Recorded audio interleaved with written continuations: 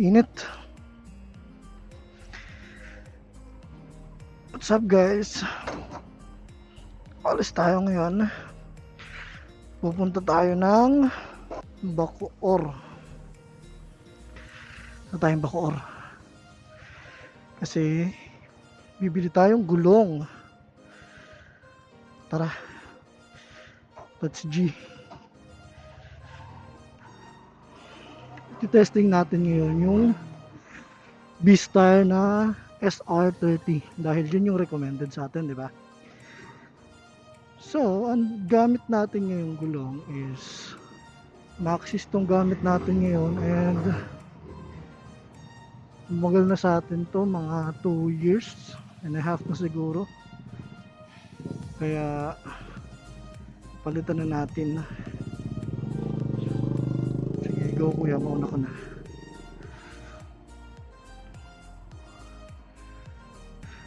Teka lang guys, wala akong phone. My goodness. Yan. Itong gagamitin natin ngayon, recommended siya ng mga kagrupo natin sa Jigsaw Club of the Philippines. And makapit daw talaga based dun sa mga nakikita ko sa YouTube. So, try natin kung totoo. Di pag di totoo, di balik natin sa kanila. Charot. Init ha. Kasi ngayon pa umalis yan. Tanghalin tapat na. Tulog pa more. So, ang sabi nila, okay daw ang B-Star Warrior or SR30. Di ko alam kung magkaparehas yun ha. Hindi ko sure kung same lang sila ng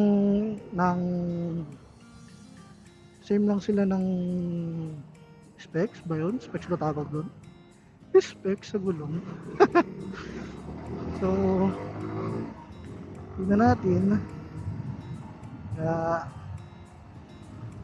Balang papalitan natin is yung harap dahil manipis na. Actually nawawala na nga ito ng hangin eh. So kada gagamitin ko siya, kailangan ko magdagdag ng hangin. Kailangan ko i-double check yung hangin kasi to be honest, ang bigat nga kapag kapag yung tipong kulang sa hangin or flat talaga. Minsan naka-flat pa nga eh. So ang ginagawa ko, running flat.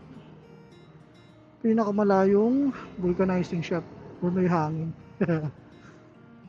So siguro it's time na rin. Ang dami na rin naman napuntahan itong gulong na to. So, paldo na. Kasi nakailang balik na ako ng Bicol. Nakaikot na rin siya ng Samar. So siguro pahinga na natin itong gulong na to. Although may kapal pa siya ng onte, meron pa siyang may mga thread pa siya nakita, pero feeling ko kailangan na rin siyang palitan gawa ng meron na siyang bitak-bitak. Kung na-check kayo ng gulong nyo, once makakita kayo ng bitak or parang hiwa-hiwa o parang crack-crack ganyan, that's the sign na pwede nyo nang palitan yung gulong nyo. Kaya it's better lagi na mag-check tayo ng gulong, lalo na dun sa mga matagal nang ginagamit yung gulong nyo. For example ako, diba? Ilang years na siya, nakakapag long ride pa naman, pero hindi na rin siya safe or hindi na rin siya advisable gamitin gawa ng nalulubak na nga. Big bike. Sana all someday ganyan tayo. So ito na nga. Pero sa mga di nakakilala sa akin, ako nga pala siyang aspirant vlogger or let's say gumagawa ng memories. Yan. Para mapanood ng siguro anak ko din someday siguro sa darating na panahon magkakanak tayo, di ba? Sabihin ko, may video ako sa YouTube. Kung may YouTube pa noon. Bata pa naman tayo, 26. Siguro, meron pa naman siguro yan. Mag-i-improve lang, pero meron pa naman siguro.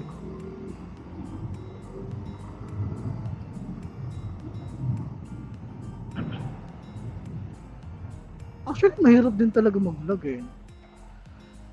Ewan ko ba kung siguro sanay na yung iba. Siguro sa umpisa lang Pag nasanay ka na, madali na lang. Lalo sa pag-i-edit, gosh. Lalo dun sa, ito katulad ko, isa lang yung camera ko. Ang gamit ko palang camera is Insta360 X3. X3 na siya. Ang hirap ng isang angle lang, di ba? Alam mo, di ba? Makabili tayo ng front cam or GoPro para sa ano natin, helmet camera natin or point of view ng ating helmet or eyesight, di ba? So ngayon, dito tayo dadaan sa GSIS. Kung taga San Pedro kayo, matik na yan. Alam nyo na to. Yan.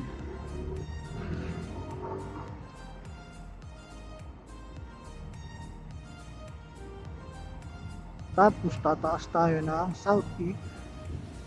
Papuntang... Saan ba pupunta yun? Basta, doon. Bali yung motor ko pala is... Ilan taon na ba to? 4 years? 4 years na ako. 4 years na tong motor ko and... Actually magpa 5.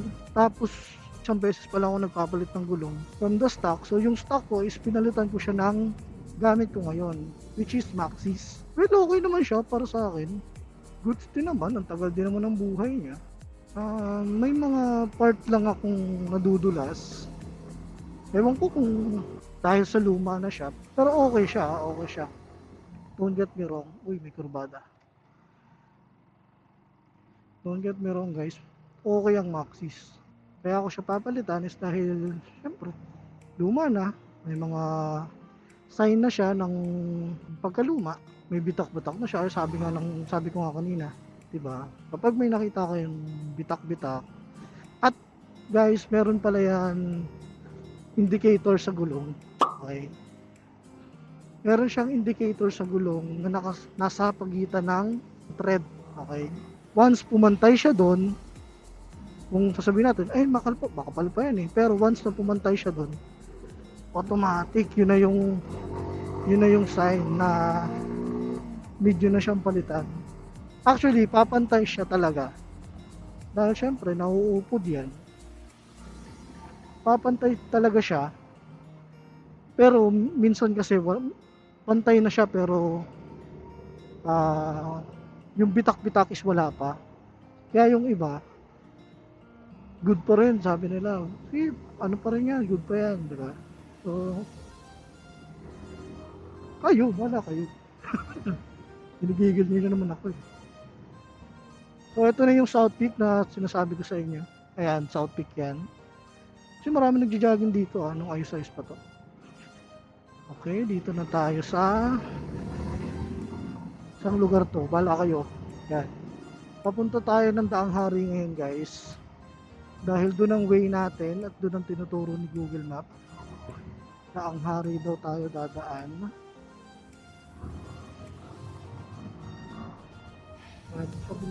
So yun na, balik tayo sa gulong mo. Itong Maxxis tayo is good naman, pero syempre palitan na. Nagtatry naman tayo ng iba kasi natry na natin si Maxxis. I-try naman natin si Beast Tire, which is recommended talaga ng iba. So why not, di ba? Malay nyo, mas maganda pala si Beast Tire. At mag-a-add pala tayo ng size guys. Ito na, diba? Sa harap kasi, ang stock size natin is 100 by 80, hindi ko sure, by 17. Sa likod natin is 140 by 60 by 17. So, ngayon kasi, ayun yung stock size. Ngayon, ang gamit ko is same size sa harap, 100 by kineme. 100 by 80 ata, yun. Ngayon, sa likuran ko, nag-angat ako ng onte. Kumbaga, pinakapal ko siya ng konti. Kumbaga, pinataas, hindi pinakapal. Pinataas. Same size ng lapad, so 140 pa din. Pero yung taas niya is nag-70 ako. Which is, ang stock size is 60. Ngayon, ang papalit natin is 110 by 60 ata or 70. Basta yun lang yun, nasa dalawa lang yun, bala na kayo. At sa likod naman Ang ipapalit natin ay 150 by 60. Mag-ano naman tayo, ibabalik natin sa stock height niya, pero maglalapad naman tayo. Kumbaga, papalaparin natin yung ah yung lapad niya, yun. Ibang gulo ko. So, magwa 150, 60 tayo para sa lapad niya, and sa taas niya naman, sa kapal niya is 60. Tama, 60. Stock size. So, ayun. Enjoy muna natin tong ride, no? Manood na lang muna kay John. Lilipat nagigil ako sa inyo. So, mamaya na lang ulit, no? Balikan ko kayo pag nasa daang hari na ako. Buyers! So much later that the old narrator got tired of waiting and they had to hire a new one. So, nasa daang reyna na tayo. Ito yung tinatawag nila. Ang bilis ni Kuya. Ano siya? So, daang reyna na to. Liliko tayo ngayon pa daang hari. Pakabila yun. So, may nakikita akong simbahan dyan. Ay, ayun. Di ata kita. Basta nasa likod. Ganda dun sa simbahan na yun. Simbahan ba yun? O, basta. Feeling ko dun ata shooting yung dating sa ano, sa sino ba to? Sila John Lloyd, sila Angel Oxin. Doon ata sila nag-shooting. Merging. Dito, ingat kayo dito guys kasi marami na aksidente dito. Dahil sa merge na yan. Banking.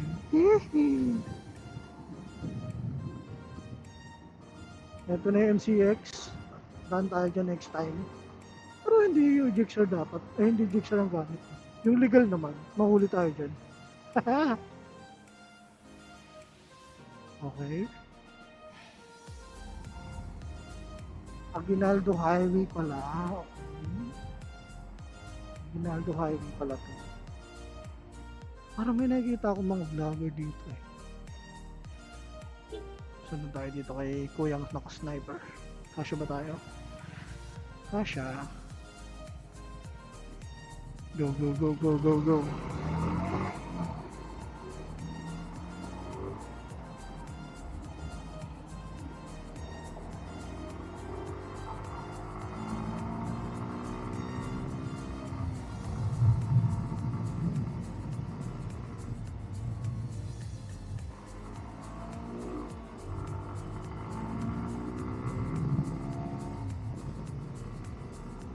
Pero pala magsalita habang mabilis yung takbo, no? Ah! Pero sa paggamit naman ng D-Star, alam ko meron silang specific na alam ba ano, sa scooter. Parang mas effective sa kanila yung flash.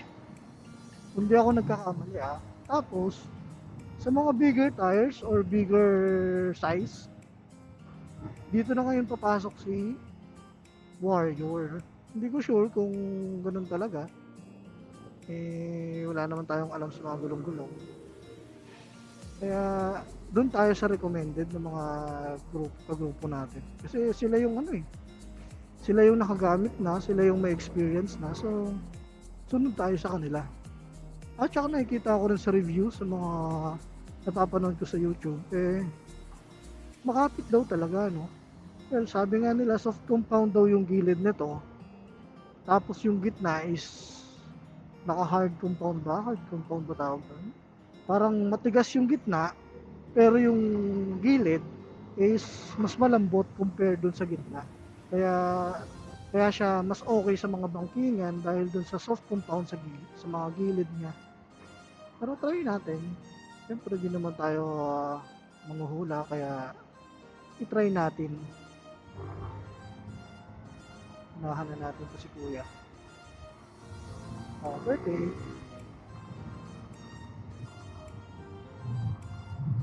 Uy, nag-break ko. Oh. Well, itong Jigsaw ko naman, sa mga, kung di nyo na itatanong, di pa naman ako binigyan na ito ng sakit ng ulo talaga. Sabi kasi nila, ang Suzuki, hindi siya ganun tibay katulad ng Yamaha, Honda. Tapos yung pyesa is mahal. So, ang akin lang naman is, depende rin naman sa mga nagamit yun. Depende yun sa user or sa owner ng motorsiklo. Kasi ako, tignan mo, naka Suzuki. Di nakinig dun sa ibang nagsasabi na, hindi, sirain yan. No, Suzuki is okay siya. Siguro may paborito kayong brand at iba-iba naman ang reference ng tao. Ako, mas gusto ko tong Suzuki. Para sa akin, matibay siya. Kasi in 4 years, mag 5 years, di pa naman niya ako binibigyan ng sakit ng ulo. Well, syempre may mga tear and wear, may mga brake pads, mga fluid na kailangan palitan. Kasama yun sa pag-aalaga ng motor. Kaya nasa tao talaga kung ano at kung paano mo siya gagamitin at ay ingatan. So, para sa akin, kahit trusi matibay yan. Nasa paggamit na lang talaga ng tao. Nasa paggamit na lang ng may-ari kung paano mo siya gagamitin. Well, kahit anong bagay naman, kapag wala kang pakialam sa bagay, kapag hindi mo mahal yung gamit mo, talagang masisira ng madali yan. Pero kung yung gamit mo ay pinahahalagahan mo, yung tipong konting marinig mo lang na bago aware ka na at nasa-search mo na kung anong problema, ganun talaga. Tatagal sa'yo yan. Diba? Nasa pag-aalaga yan, guys. So, walang siraing sasakyan, walang siraing motor. Para sa akin, opinion ko lang naman. So, kung paano nyo gamitin yung motor, nasa sa inyo yan. Kung paano nyo iingatan, kung paano nyo pahalagahan. So, yun. Bili kayo ng sarili yung brand. Tapos sabihin namin sirain yan. Tapos kayo. Hindi nabibili. Nasa pagkaingat pa rin yan, guys. Tulad nung si Maxis, parang may naririnig nga ako kay Maxis before bago ako siya bilhin na hindi yan makapit, hindi yan tatagal. Pero kung aalagaan nyo sa hangin, kung i-maintain nyo yung tamang hangin ng gulong, tatagal din naman siya. Ito nga, okay pa naman to yung gulong ko. Sa katagalan lang talaga, mag 2.5 years na ata to So, pagpahingahin na natin. Pwede naman natin siya gawing reserba. Kung magkaroon ng, di ba, biglaang mangyayari. Or sa kagrupo natin, baka malay mo, di ba? Mangailangan sila ng gulong na wala pa silang budget. Tapos, may man trip sa motor nila, butasin, di ba? Hindi may papahiram at may bibigay tayo. Ano ba itong lugar na to? Medyo di ko alam to So 9 minutes sabi ni Google Map. 9 minutes na lang ando na tayo. So meron na lang 3.8 kilometers bago tayo makarating sa destination natin. Ito nga pala yung na-recommend sa ating shop na pwedeng bilihan ng V-Style. Na-recommend sa atin siya ng grupo natin.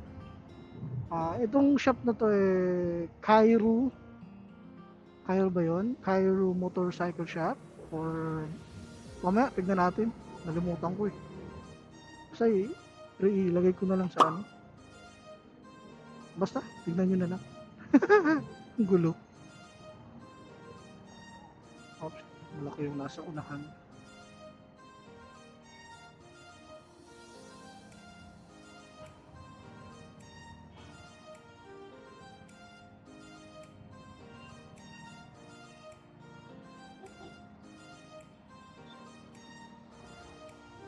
Oops, dito ako siya.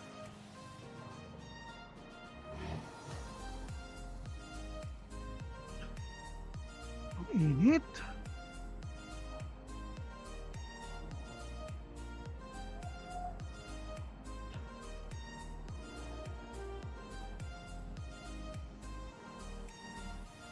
Mainiton.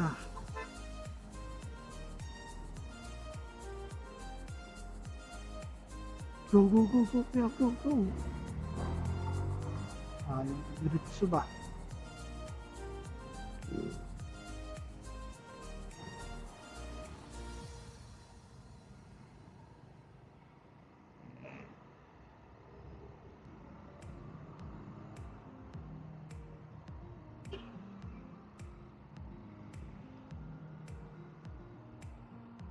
Oh.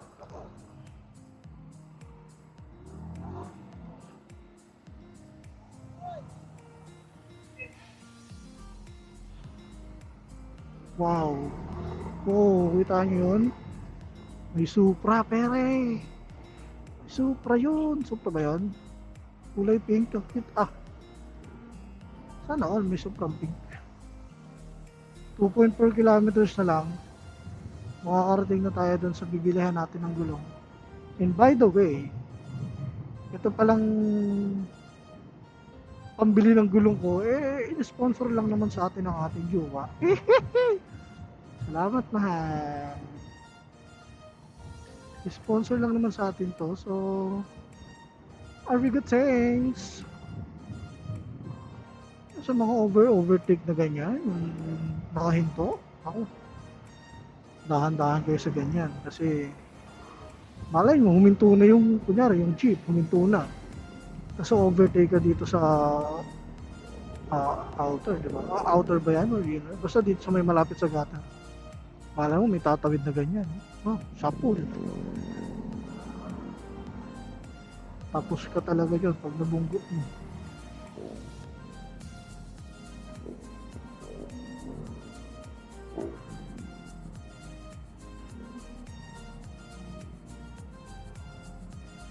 So yun, malapit na tayo. Wala nang 1 kilometro ang ating lalakbayin papasok doon sa bibilihan natin. May lilikon ba tayo dyan?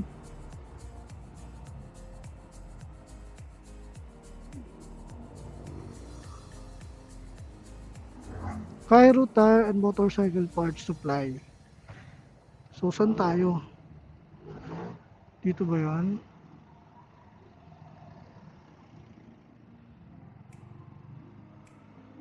Teka lang, tignan muna natin, mukhang naliligaw ako. My gosh.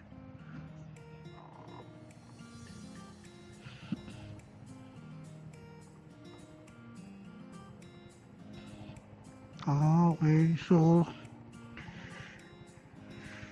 tama pala tayo. So, try na natin to. Ano to? No parking along the road. This private road open for private light vehicle only. No public utility vehicle. No motorcycle, tricycle, no bicycle. Saan? Ito ba yun? Pabalik.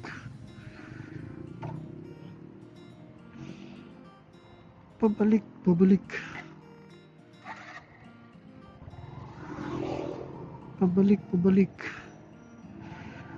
Tama ba?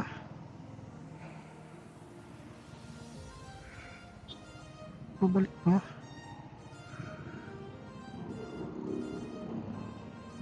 Pabalik. Sobra ba? Sobra.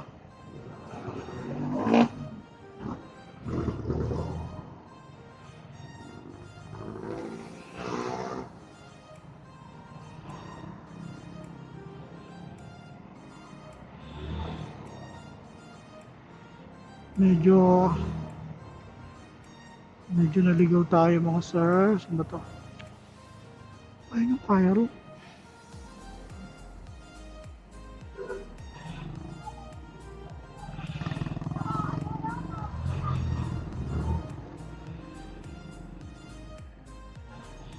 Yan, Barangay Bayanan. Tapos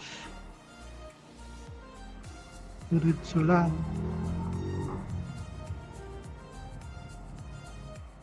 Bayanan Road.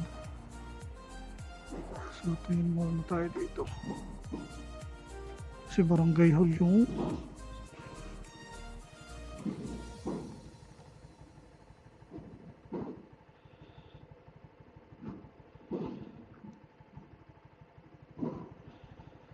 Bayanan Road. Bayanan Road, Bayanan Road.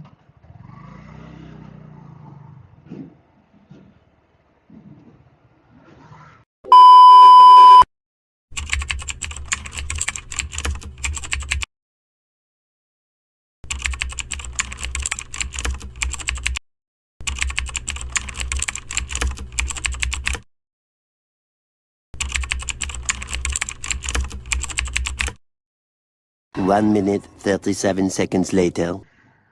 So yun na nga. Pauwi na tayo. Hindi ko na na-videohan yung pagpapalit ng gulong, no? Kasi kumain ako, oh my gosh. Pagdating ko nakakabit na.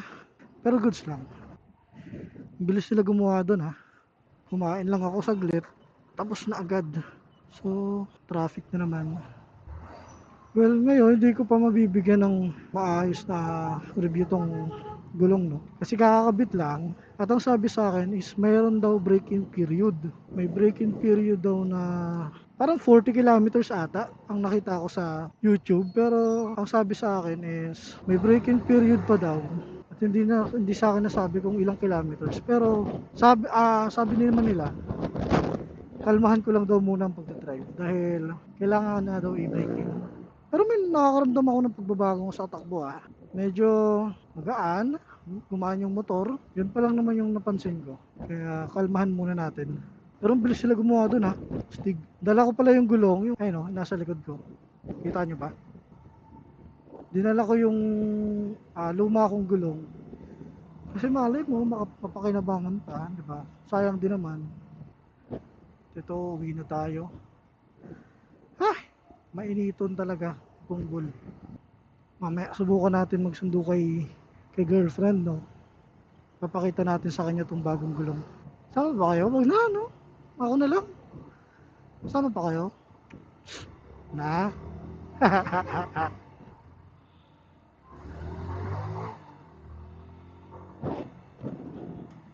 Medyo naninibago ako sa takbo ng aking Gixxer, no. Medyo I feel something weird. Weird, ha? Yeah. Nakaramdam ako ng kakaiba. Paano? Balita ko na lang kayo pag uwi ko. Goods ba yan? Or dyan na lang kayo? Manood na lang kayo, no? Manood na lang kayo?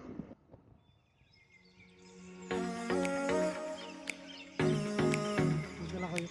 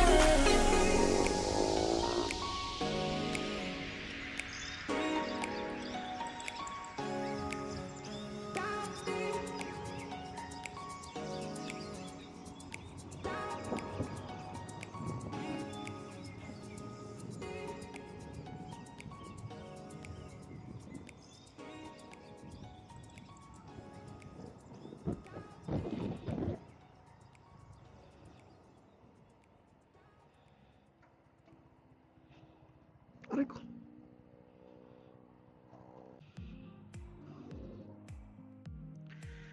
Hi, so yun na guys. Dito na ulit tayo sa Daang Reyna. Medyo na-traffic tayo doon. Papunta dito. So, tara, uwi na tayo.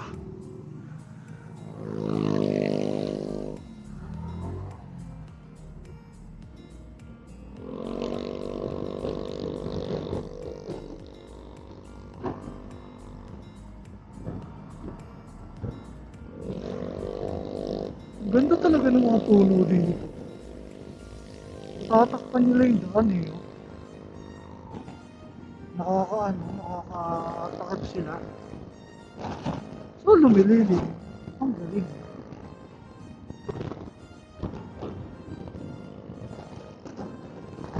Ay. Yung tambay ka lang dito, sakyan ka, tapos may camping chair sa gilid. Ah, solid.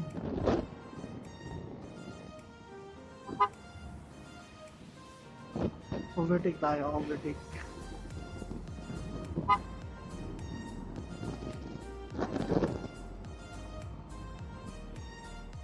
Dito na ulit tayo, Villar City. Uy, may the driving school. Marami talaga dito nag-aaral mag-drive eh. Ang lawa kasi ng daan eh. Ano, pangalawang sasakyan na yan na ano, yung nagda-driving school. Naliikot sila ulit doon. Z650, nakita nyo ba yun? Ha, pangarap yun. Parang ganun din tayo, kalmahan ka lang.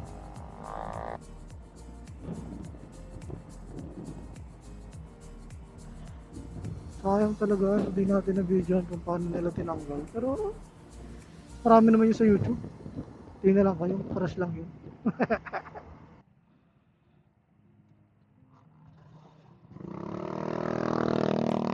Go na to, go, go, go, go, go. Nakabukit-okay na sila. Huling daan ko dito, ano li, pasa-pasa lang ng bote. Kung sino yung sasakyan na dulo doon sa dulo, iaabot ng sasakyan na dulo yung bote dito sa nagbabantay. Yun yung sign na go na yung pakabila naman o yung pasalubong. I-improve ha, may ano ha, okay to, may budget. Naninibago pa rin ako. Oh my, parang nagpalit ata ako ng gulong bago kami mag-Bicol ride or magsama. Ganun ata yun. Hindi ako nagkakamali. Wala. Minsan apektado talaga yung performance ng motor mo kapag yung gulong mo medyo palyado na din Hindi kung manipis na, di ba? May butas-butas na puro pasak, ganun. Minsan apektuhin din talaga yung performance ng motor mo. And again, salamat nga pala sa aking sponsor sa nagbigay ng pambili. Oh my gosh. Moto Travel. Ano kaya to? Vlogger kaya to? Kaya vlogger ka ba kaya? Ano, Moto Travel? Or baka ano? Sticker lang ng vlogger talaga na Moto Travel. Pinemi. Okay, dito na tayo.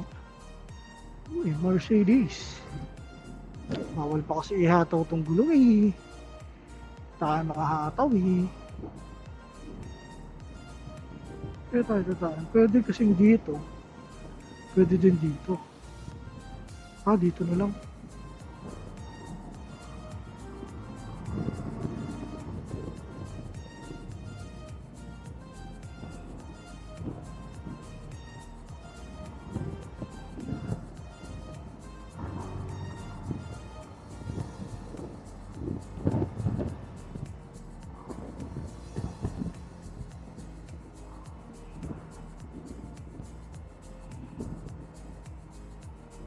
Ito, pabayan-bayanan na to. Tama ba ako? Tama ata. Sa mga taga San Pedro dyan, alam nyo na to.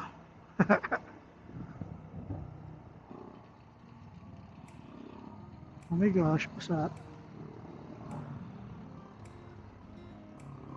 May baka pa po dito. Meron pang unti. Shumay naman oh.